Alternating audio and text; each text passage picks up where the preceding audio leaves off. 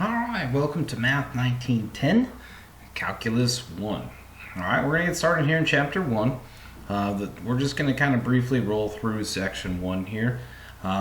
This is out of the Larson book, so Chapter 1, Section 1 is just a preview of calculus. So what we're really going to talk about is, problems that you could solve, in the past with or without calculus, problems that you need calculus to solve, or problems you don't need calculus to solve. So it's really, understanding how it compares to pre-calculus.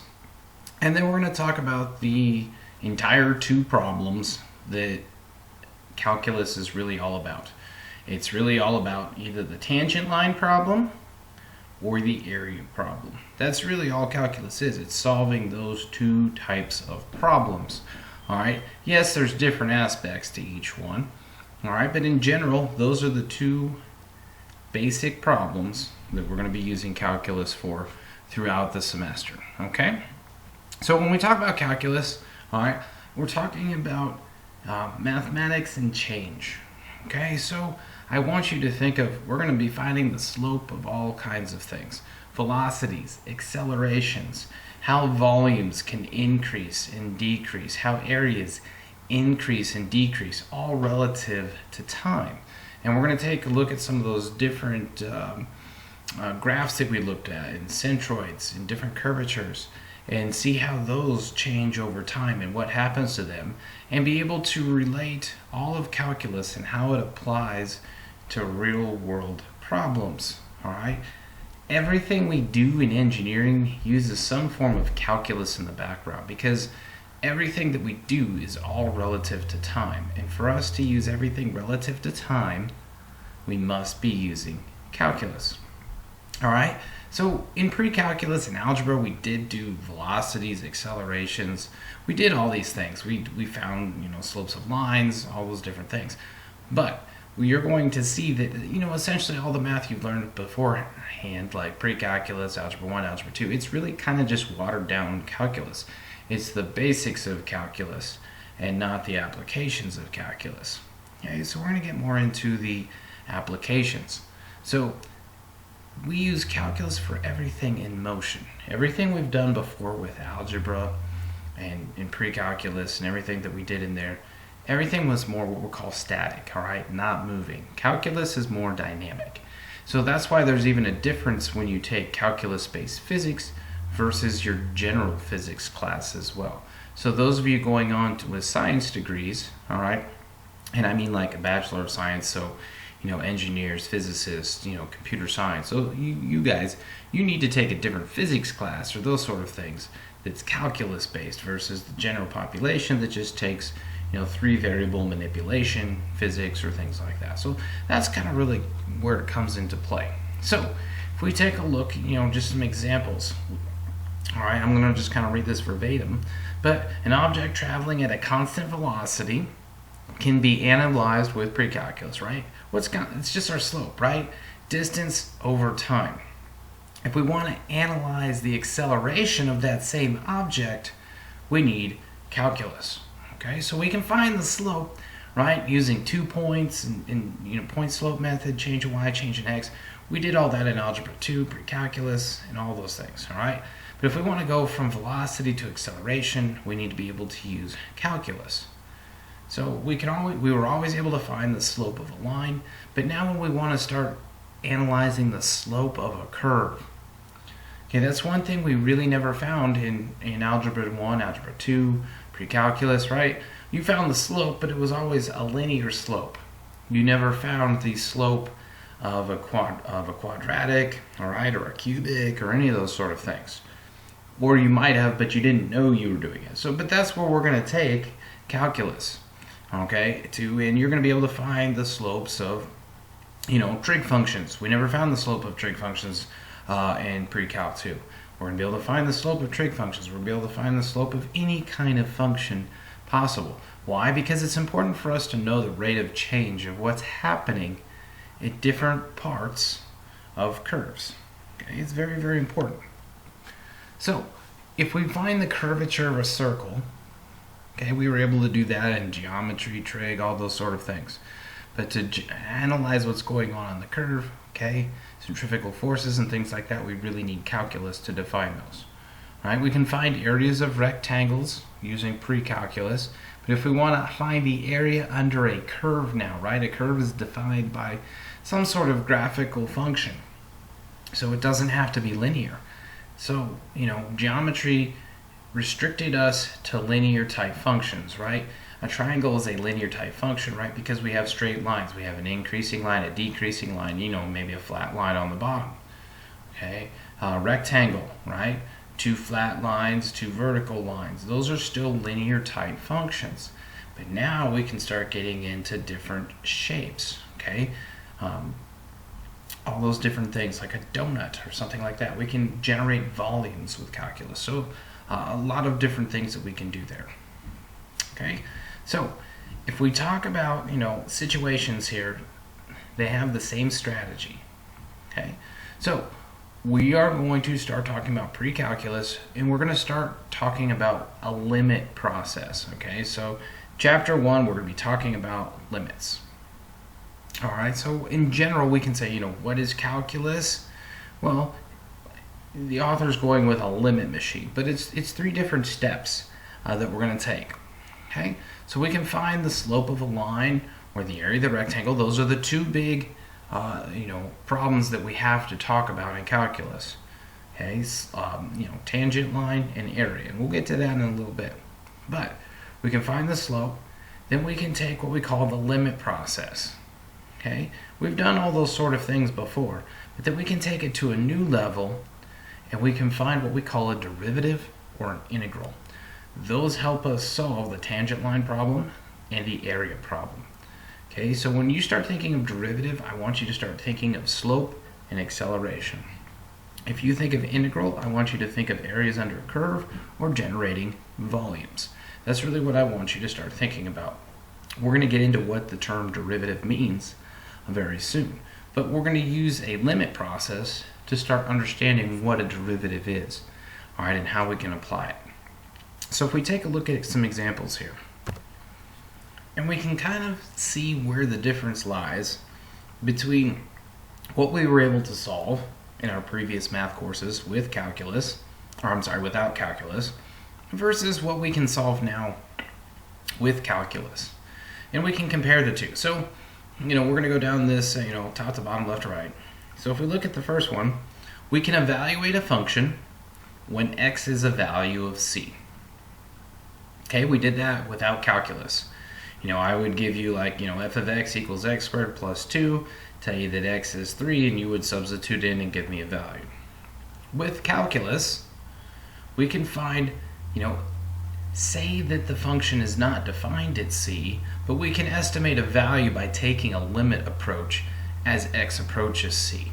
And we're going to get into that here in the rest of the chapter, so if that part doesn't make sense, that's okay. We're going to understand it and learn it. Let's do the second piece here. We have the slope of a line, right? We have a linear function, and we knew that it was change in y over change in x, or you learned it as delta y over delta x, or x or y2 minus y1 all over x2 minus x1. You did thousands of problems like that. Okay? But it was restricted to something that was a line. Now, in the next part, its counterpart, we can find the slope of a curve by taking dy over dx. It's still the change in y over change in x, but dy dx represents the derivative. Okay? So we're going to get into that. Next, without calculus, we could do a secant line to a curve. Okay? You knew that we could use, 2 points and find the slope and use point slope and calculate it.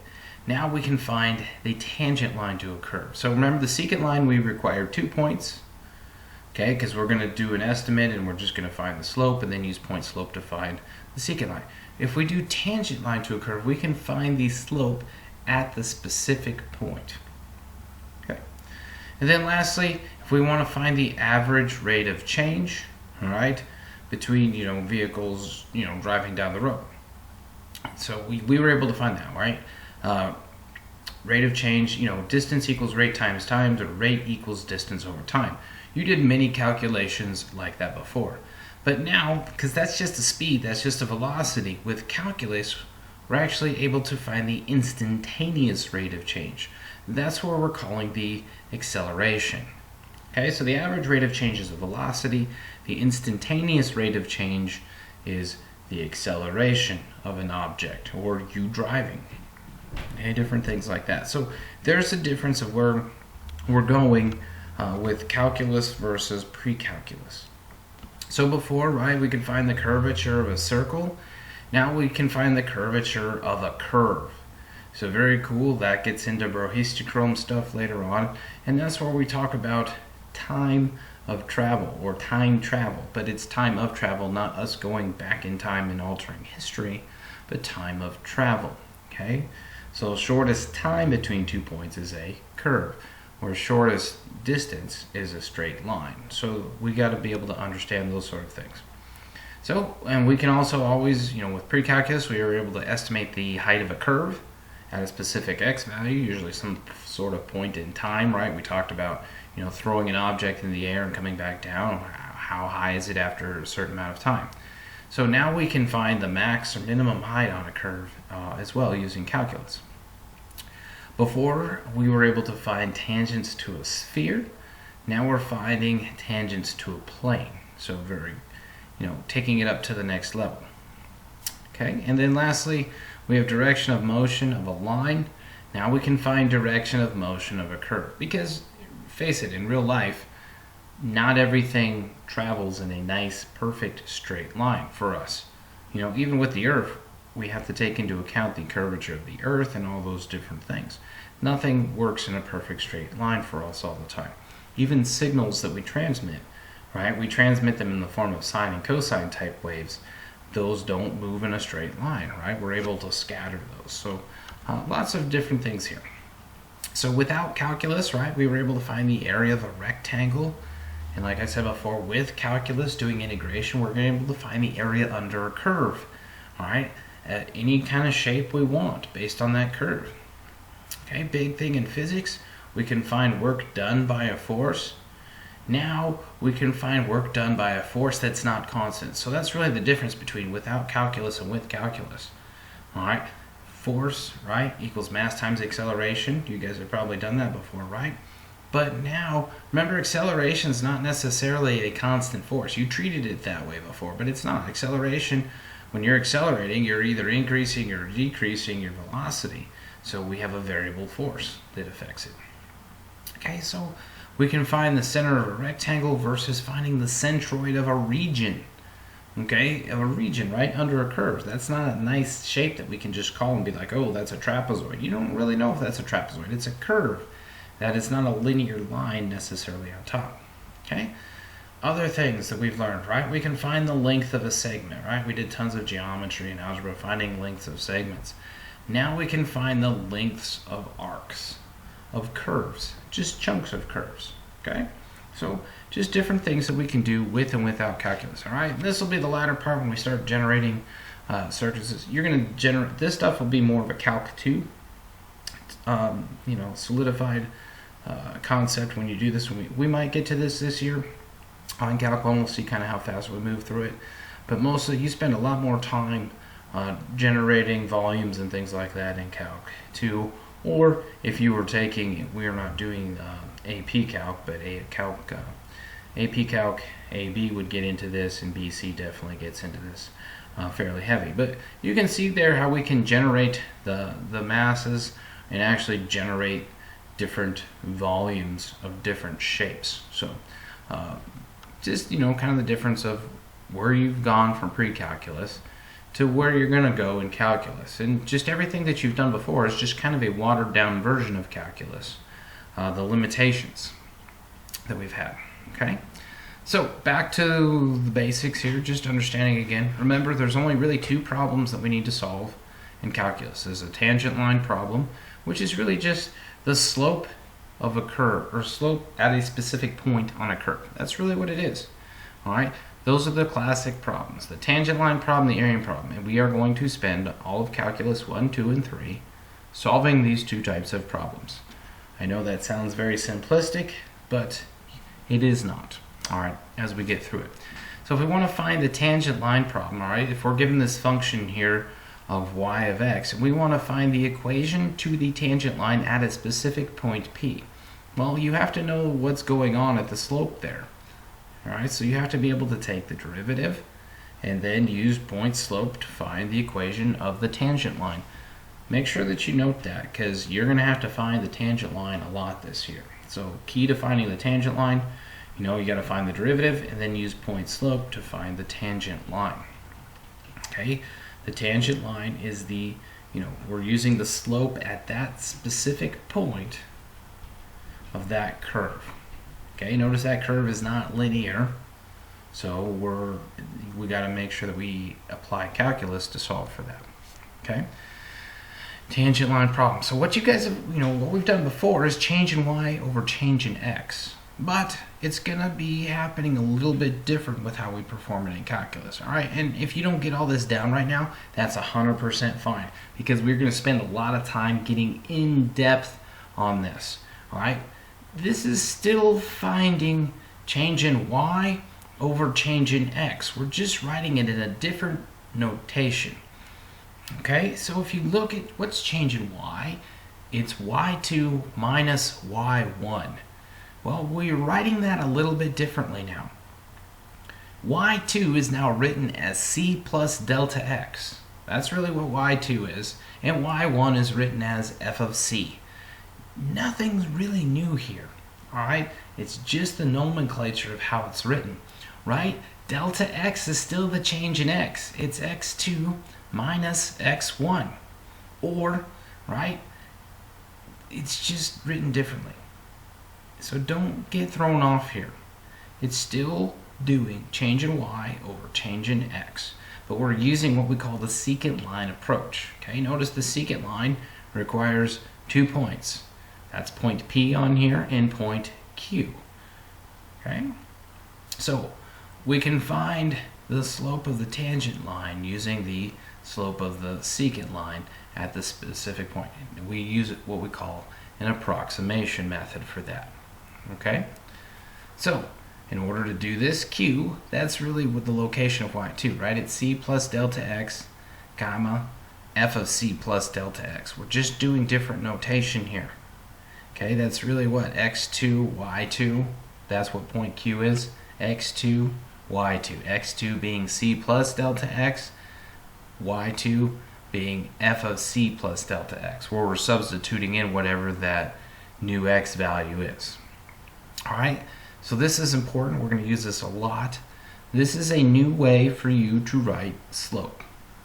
Okay, m is still our slope. Okay, but this is the slope of the secant line. The slope of the secant line. It's just what you've done before, using 2 points, y2 minus y1 divided by x2 minus x1. So we're writing it as f of c plus delta x minus f of c all over c plus delta x minus c. Remember, the bottom is x2 minus x1. The c's go away. Very important equation here. We're going to spend a lot of time applying this, and we're going to use the limit approach using this to find the slope, alright, of the line. But this is how we find slope now. And it'll make sense as we go on, but if you can understand the fact that this is no different than y2 minus y1 divided by x2 minus x1, it will make it easy for you. But you are going to have to understand this notation as we go through it. Okay, and then how do we get a better approximation?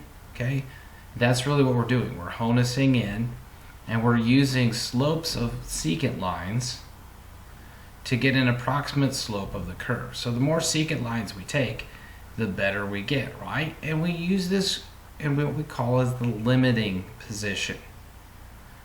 Okay? The slope of the tangent line is the limit of the slopes of the secant line. I know that doesn't make sense right now, but it should after we get through the rest of the chapter. Okay, we're going to spend a lot of time solving limits and working through limits and understanding. But if you could understand what that's really doing, the limit is really just telling us, all right, all the average, kind of like the averaging, I guess we should, it's not a technical piece, but the limit of the slopes of the secant line. So it's like taking a whole bunch of secant lines, All right, and we're seeing what the limit is, and that's going to be the slope of the line at a specific point. Okay, because notice, I'm sorry, I'm going to step back one slide. Notice the secant lines all share point P. That's why we can do this, okay? Notice Q changes as it goes along the curve, but point P is one consistent point there. So it's that's our limiting position, okay, as we go through there. All right, and then the area problem, okay, this is the second part of calculus, doing a lot of integrations and things like that.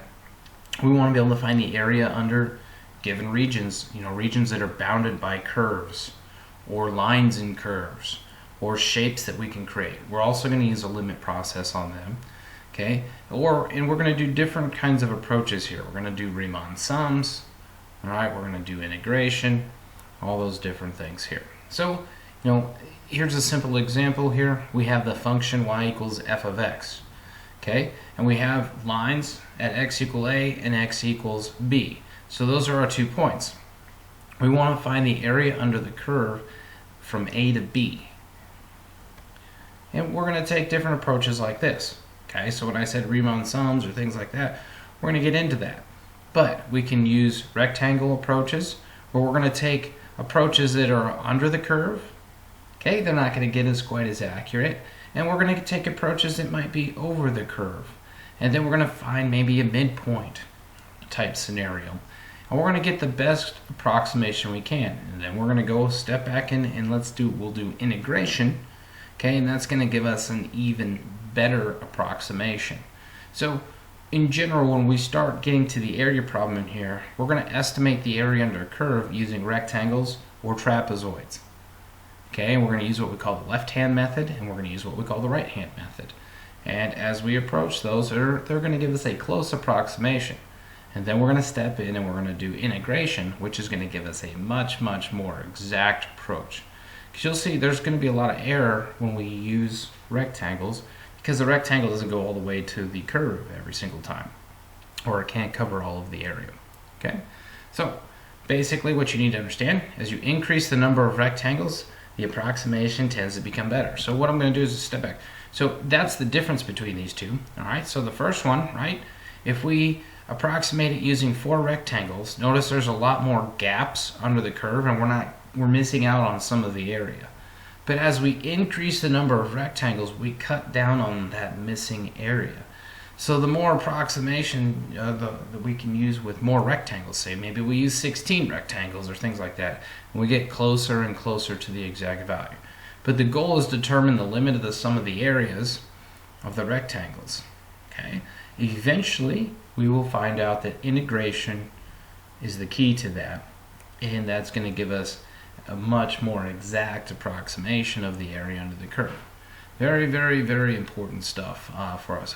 I know you can't see that yet, but as we go down the line, a lot of you guys that are going to be focused on engineering or going into more science type related majors, these are really going to impact you a lot. All right, guys. Well, that's the end of the section 1 preview of calculus. All right, we will be stepping in next time and getting started with calculus. So, as usual, email me with any questions, or let me know if you need to Zoom meet or anything along those lines. Else, see you in class, guys. Have a great day.